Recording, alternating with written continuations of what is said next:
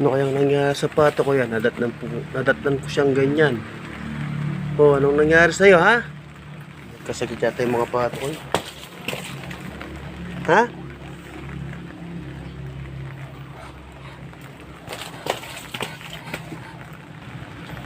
Hindi siya makalakad. So yan, kahapon yung manok ko ay nakita ko na lang siyang ganyan din. So ngayon yung pato naman. So yan, napanahon na naman po ng mga apyon ngayon. Kaya ingat-ingatan po natin ang ating mga alaga. So yan, baka po siya magkaganyan. Tunda natin doon. Tara, tara, tara. Yan, dali natin doon. Tingnan natin kung napaano siya.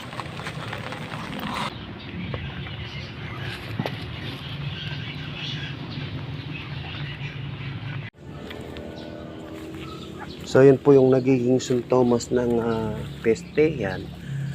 Medyo nanghihina po yung kanilang mga paa. Tapos medyo papalig-palig po sila. Yan.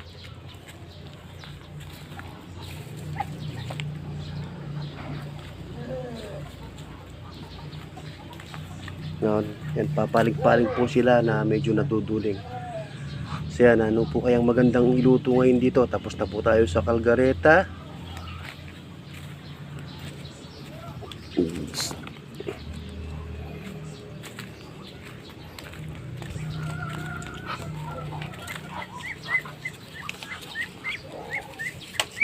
So itong isa naman ay medyo malakas naman siya sa nakikita ko.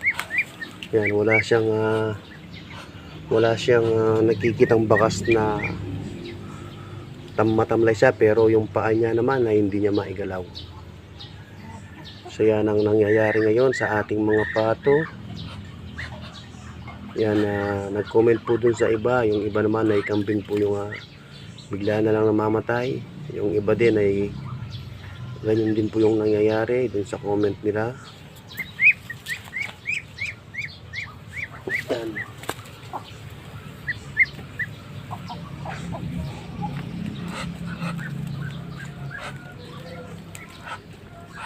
So yan, mula pa ng bata ako, so ito yung nakikita ko po dumarating sa mga pato o kahit sa mga manok.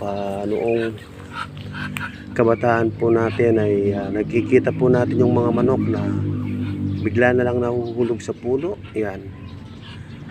Hanggang ngayon ay ganun pa rin ang sistema.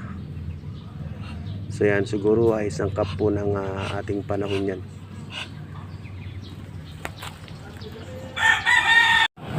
So yan, binigay na lang natin kay Parin John para mapagkinabangan niya kaysa sa mamatay.